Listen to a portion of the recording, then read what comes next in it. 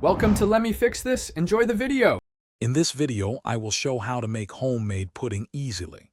This simple method uses common pantry staples and comes together quickly on your stovetop.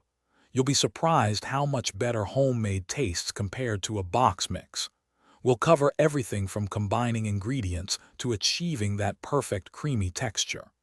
Get ready to enjoy a delicious, comforting dessert with minimal effort. Achieving a smooth pudding starts with proper mixing.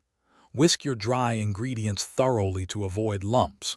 When adding liquids, do so gradually while continuously stirring. Cook over medium heat, never high, to prevent burning. Keep stirring until the mixture thickens and coats the back of your spoon beautifully. This ensures a silky, consistent texture every time.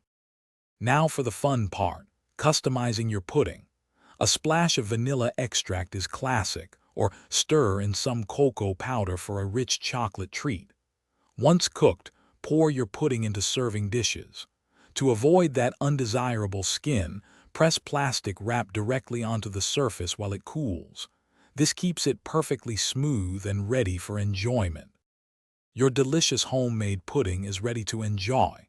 Serve it warm for a comforting treat, or chill it for a refreshing dessert.